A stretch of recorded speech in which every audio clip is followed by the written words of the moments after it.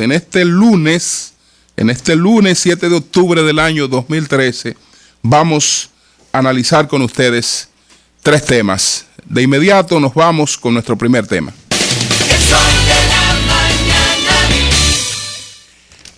Nuestro primer tema tiene que ver con un artículo que publicó en el día de ayer el periodista Juan Bolívar Díaz en el periódico Hoy.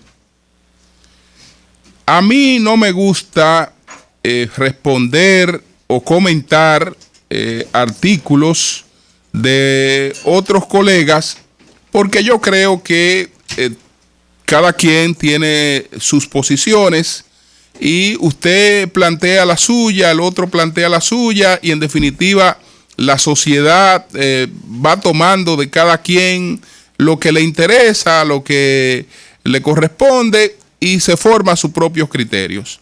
Entonces, la forma más apropiada de un periodista expresar sus opiniones es sencillamente planteando las suyas y no necesariamente refutando opiniones ajenas. Pero este artículo, señores, este trabajo es una exageración totalmente irrespetuosa y desconsiderada en las cosas que aborda, y además lo que plantea en el fondo es una conspiración institucional. Y empiezo por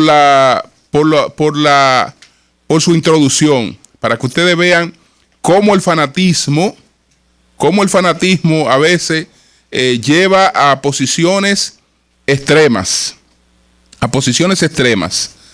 Dice Juan Bolívar Díaz que el camino más expedito para conjurar el genocidio civil avalado por el Tribunal Constitucional antes que el país sufra nuevas condenas internacionales es una ley que reivindique la Constitución vigente y reconozca la nacionalidad dominicana a todos los que la recibieron antes del 26 de enero del año 2010. Esto es un soberano disparate. Es un soberano disparate porque aquí no está en juego la nacionalidad de los dominicanos que la recibieron antes del 2010. ¿Por qué? Porque la propia Constitución del 2010 es sumamente categórica en ese sentido. Y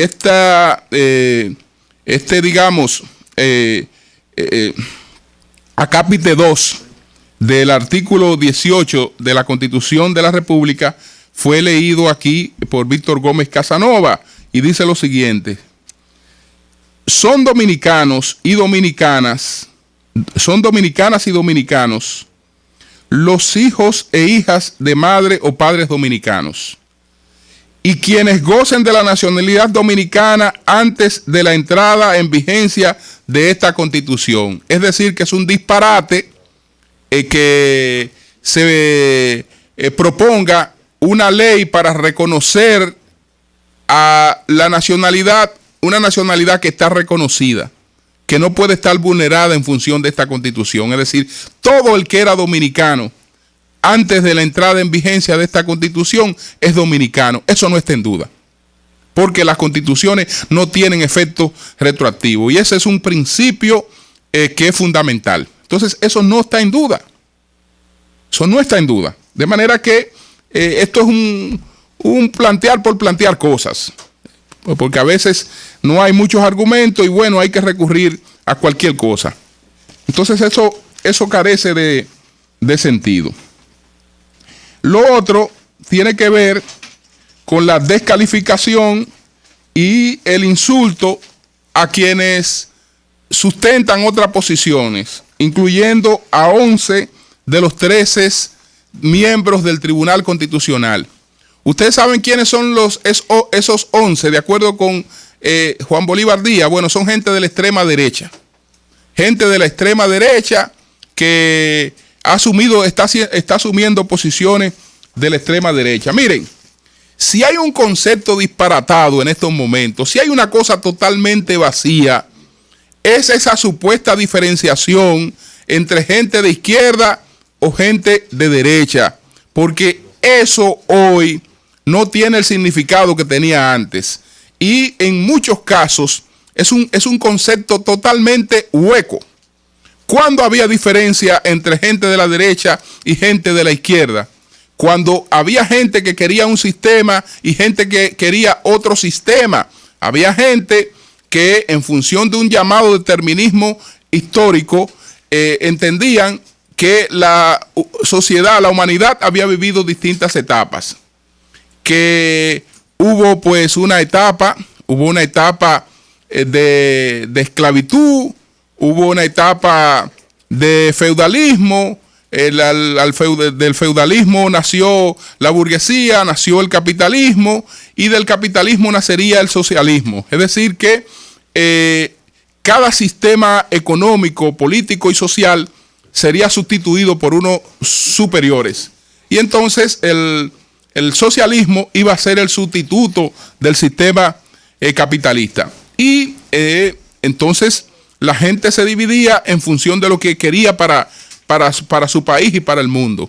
Yo quiero para el mundo socialismo, yo soy de izquierda. Yo quiero para el mundo capitalismo, yo soy de derecha. Pero hoy no existe esa diferencia porque todo el mundo, en sentido general, aspira a lo mismo, incluyendo en los denominados países comunistas que aún perviven, como es el caso de China, que todo el modelo de desarrollo, y es hoy parte de los países BRIC, justamente por el desarrollo de un modelo capitalista. Y si usted va y se pregunta, porque si estuviéramos haciendo una diferencia entre progresistas y gente atrasada, y vemos eso en el ejemplo de dos Coreas que quedan a partir de la división que se da del paralelo 35, después de 1945, surgen dos Coreas, Corea del Norte y Corea del Sur. Una Corea comunista, la Corea del Norte, y una Corea capitalista, la Corea del Sur. Entonces, ¿cuál es la Corea progresista? En la Corea progresista, que se supone que es la Corea comunista, pues hay hambruna, no hay empleos, están todos los índices que marcan realmente la pobreza sumamente exacerbados. En la Corea que no es progresista,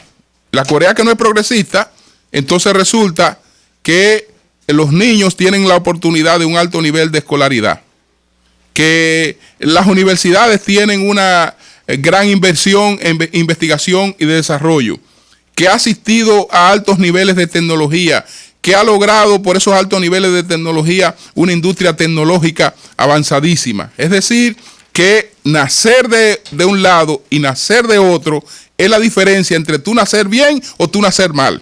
Entonces, ¿de qué lado está el progreso? ¿Del lado que nace un niño que no se sabe cuál será su futuro, o del lado que nace un niño donde hay una escuela que lo está esperando para darle formación? Entonces, la verdad es que hay que revisar algunos conceptos, y sobre todo después de el año 1989, cuando se producen aquellos cambios que acaban con el derribo del muro de Berlín, etcétera. Es decir, ese tipo de diferenciación quedó atrás. Entonces, pasamos a otro tipo de diferenciación. Ciertamente hay cosas que matizan hoy un discurso de izquierda y hay cosas que matizan hoy un discurso de derecha, pero no es justamente la diferencia ideológica, sino están marcadas en una serie de puntos. En el caso de los gobiernos, el énfasis que pone un gobierno en el tipo de inversión marca la tendencia de ese gobierno. Si estamos ante un gobierno que hace más énfasis en las políticas sociales, en el bienestar de la gente, que en las cuestiones de infraestructura, entonces estamos en un gobierno que tiene un comportamiento social y otro gobierno que tiene otro comportamiento social. Pero si hoy en día hacemos un esquema y decimos, bueno, vamos a poner las 10 principales cualidades que debe reunir una persona para considerarse hoy de izquierda, y vamos a determinar que el que pase 6 de esta, que tiene un 60%, es izquierdista. Y el que no, pues es híbrido, el que se queda en un 50%, etcétera, etcétera. Mire, si hoy se hace una evaluación de esa naturaleza, muchos de los que se identifican como de izquierda salen más de derecha que cualquiera. ¿Por qué? Porque hoy está su posición frente al medio ambiente. Perfecto, en eso coincidimos absolutamente todos. Yo creo que todos hoy queremos gobiernos que enfrenten la pobreza, que confronten la pobreza. Eso lo queremos todo, es decir, queremos el bienestar para la sociedad, lo queremos todo. Hay puntos en los que usted verá que los que están de un lado y los que están del otro lado piensan lo mismo. Pero hay otros puntos entonces que también son importantes. Usted respeta la libertad que tienen las personas de tener las preferencias sexuales que ellos determinen. No, yo no respeto eso. Bueno, eso no es de izquierda. Y así por el estilo nos vamos a encontrar con que, ¿cuál es su posición, por ejemplo, frente al tema del aborto? ¿Usted entiende que la mujer debe tener la libertad de administrar su cuerpo? No, yo no entiendo que la mujer debe tener libertad de administrar su cuerpo. Bueno, eso no es de izquierda. Entonces, si nos ponemos a buscar 10 puntos, usted no sabe de qué lado queda cada quien. Entonces eso carece de sentido totalmente. Pero vámonos a los aspectos fundamentales. Miren, señores, aquí está el abuso.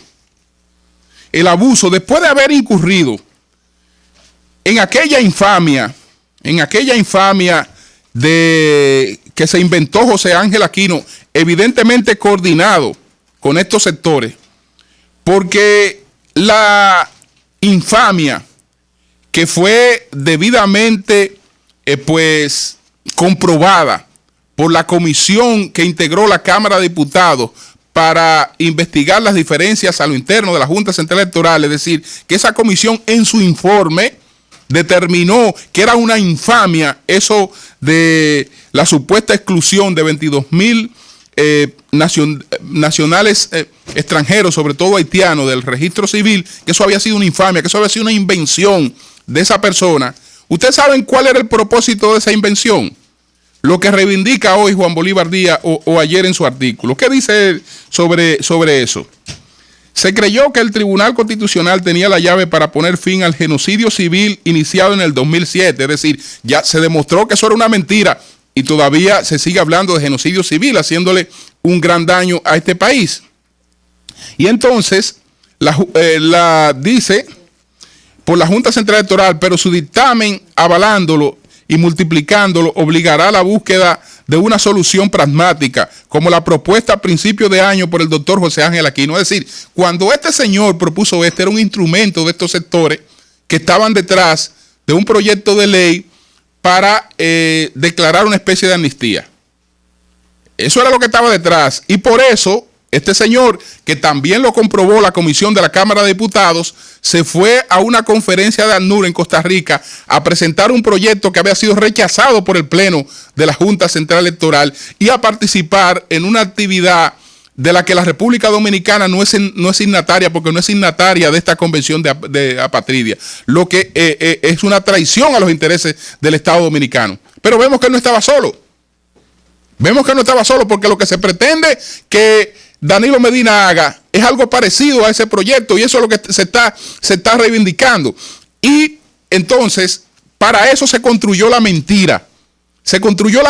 La infamia de que habían sido incluidos 22,000 para crear el ambiente, que ya sabemos que eso se hace, porque aquí lo demostró el padre Manuel Ruiz, con un tema muy sensible, que se manipula la opinión pública, que se buscan casos inexistentes que puedan crear una gran sensibilidad entre la gente y que se hace una coordinación mediática para, digamos, activar al país en torno a algunos casos, que ya eso se hace. Bueno, todo lo que estaba detrás de esa infamia fue un montaje para promover eso. Pero se comprobó que eso de los 22,000 era una mentira y que se construyó y que terminó haciéndole mucho daño al país. Y ahora se está hablando de que supuestamente, señores, lo que ha hecho el Tribunal Constitucional va a terminar quitándole la nacionalidad a 668.145 personas. Señores, pero ¿y qué? ¿Y cómo se puede llegar a una exageración, a una infamia de tal magnitud? Bueno, por el fanatismo. Pero lo más cuestionable de todo esto es que gente que se pasa la vida abogando por la institucionalidad, entonces no quiere respetar la institucionalidad. Y entonces Danilo Medina, presidente de la República, yo le voy a proponer a Danilo Medina que se coloque por encima del Tribunal Constitucional. La Constitución de la República dice claramente quién es que está facultado para resolver este problema. Artículo 184, Tribunal Constitucional. Habrá un Tribunal Constitucional para garantizar la supremacía de la Constitución, la defensa del orden constitucional y la protección de los derechos fundamentales. Sus decisiones son definitivas e irrevocables y constituyen precedentes vinculantes para los poderes públicos y los órganos del Estado. Gozará de autonomía administrativa y presupuestaria. Es decir, el Tribunal Constitucional ha adoptado una decisión y entonces se le propone al Poder Ejecutivo que se coloque por encima, que se coloque de espalda a esa decisión. ¿Y dónde está el respeto a la institucionalidad? Entonces el disparate es que Danilo promulgue una ley, pero si promulga una ley, esa ley va a estar por encima de la Constitución. Si logra que la mayoría del PLD apruebe una ley que le envíe, esa ley se colocará por encima de la Constitución. Entonces no se colocará por encima de la Constitución, lo que es un disparate total. ¿Por qué? Porque de lo que se trata, señores, es de hacer daño y de hacerle daño al país. Porque en función a veces de hacer valer ciertas posiciones, a mucha gente no le importa lo que se lleva por delante. Esto no es un juego de niños. Ante lo que estamos ante una situación seria. Señor, usted es progresista. Yo soy progresista. Yo quiero una sociedad organizada. Yo quiero que los dominicanos y las dominicanas que hoy no tienen oportunidad de empleo encuentren oportunidad de empleo. Yo quiero que los niños y las niñas dominicanas que hoy no tienen esa oportunidad la encuentren. Yo quiero buenos hospitales para los dominicanos. Y todo eso parte de corregir el desorden que hay aquí con una migración ilegal que el país no soporta. El país tendrá sus niveles de tolerancia, porque todo el que ocupa un lugar importante en la producción no hace daño. No hace daño. Cuando se produjeron las movilizaciones en Santiago, en la zona sur de Santiago, en las consignas, los vecinos decían, señores, que los que no estudian ni trabajan se vayan. No estaban conspirando contra los que estudian. No estaban considerando que una persona que está aquí trabajando está haciendo daño. No, el que está trabajando, el que está estudiando, no está haciendo daño, está aportando. Ahora lo que tenemos que regular eso para que ese aporte y pague impuestos. Y realmente aquí en la economía dominicana siempre habrá una participación importante de la mano de obra haitiana. Pero esa participación tiene que ser regulada. Si la República Dominicana no aprovecha la oportunidad que ha tenido con esta sentencia de iniciar un camino distinto, aquí todo lo que se hable de programa contra la pobreza es disparate. Todo lo que se hable está nulo y no tendrá ningún efecto, porque mientras nosotros tengamos la incidencia de esas estadísticas que no controlamos, este país usted no sabe en ningún aspecto por dónde anda. El sol de la mañana.